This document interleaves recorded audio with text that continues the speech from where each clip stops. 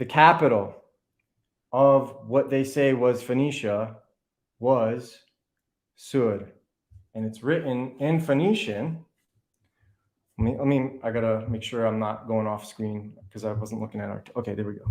So we have, so if you were to look at it in English, they spell it like this, Tyre, right? But in Phoenician, it's just this. And what's their resh? Oh yeah.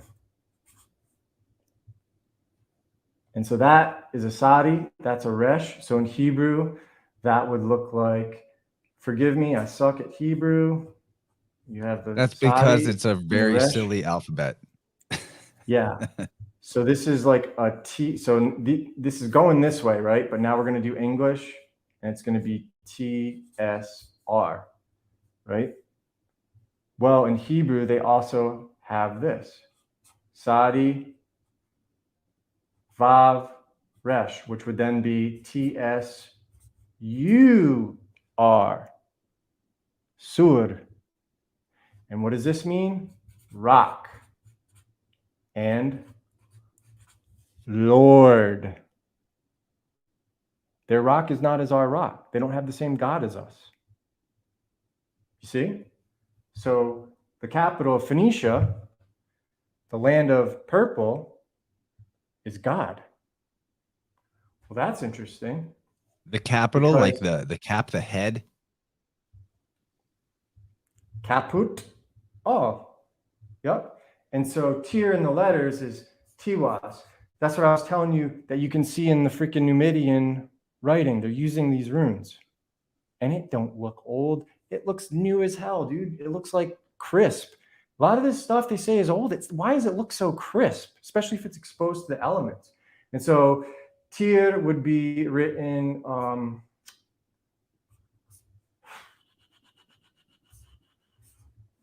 T-Y-U-R. That's basically T-Y-R-U-R. So they're interchangeable in the Norse runes. Don't ask me. I'm very new at those, so I'm just doing my best for what I know.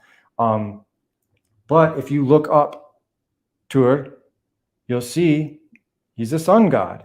He's the god of war. And another antient name for him is Tu. Well, how do we know he's Mars then?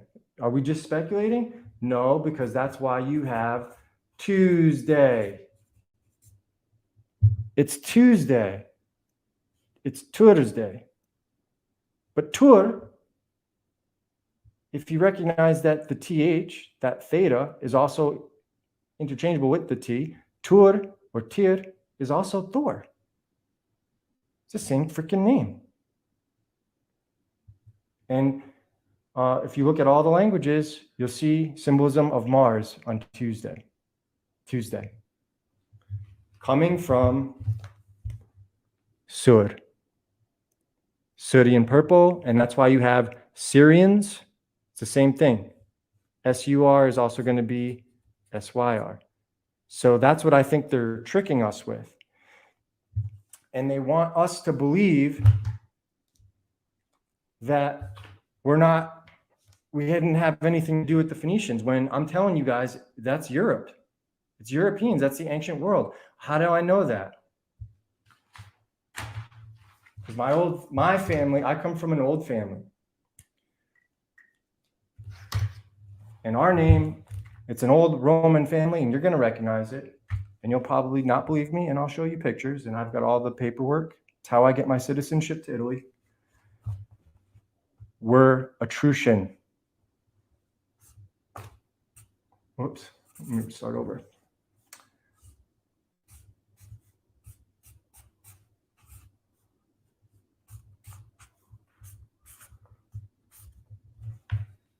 Can you read that? Acer. I see it. I saw it. That's really a family name for you? And what do they call the pantheon in Norse? Aesir. What did the Druids call? What did the Druids call the top G? Acer.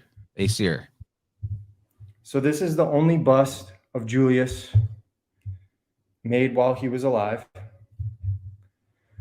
And the last Caesar in my bloodline, like that had the name Caesar, was my grandmother, Catherine. And so her grandfather, I don't know if you can see it, is Domenico. He had platinum blonde hair. He's got blue eyes. He looks Germanic, as you can see. And I'll try to zoom in here. Oops. Get out of the way. So, as you can see, he is a Caesar. I'm a Caesar. He's got the same neck, same chin, even the creases in the freaking face. Same friggin' hairline. Thank Christ I didn't get that thing. For real. Look. Blue eyes. Not Afro-Asiatic. I think I married into your bloodline. Really? Yeah. My wife has a lot of those type of features. Interestingly enough, I never really associated that with the Etruscans. Yeah. So the Italians, they would pronounce that name now Cesare, right? Like Cesare Borgia, Caesar Borgia.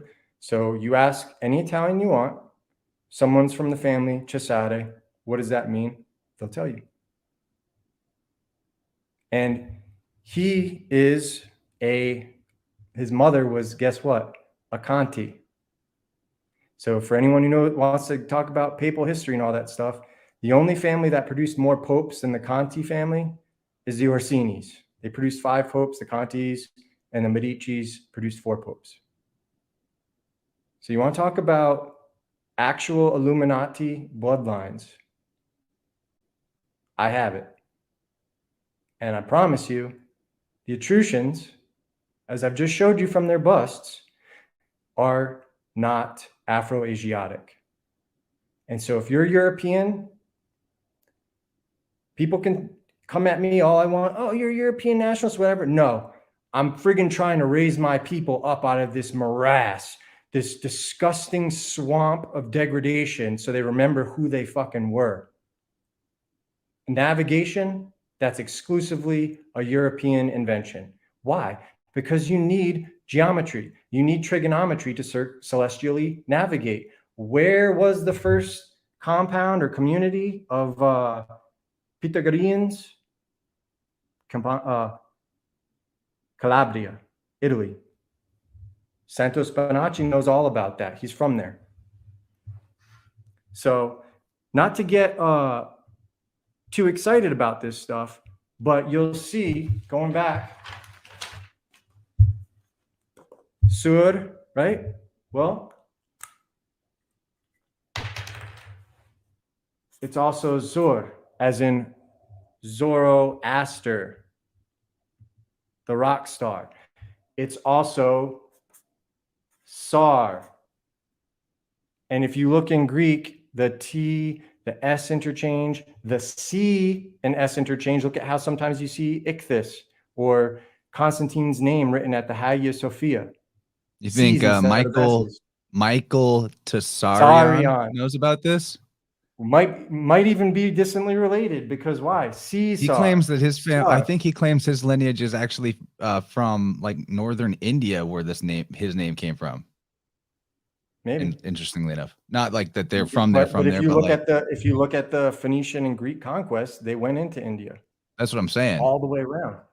And where else? How are Caesars pronounced in the Bible in Greek? Caesaros, Caesari. And so we have Kaisers.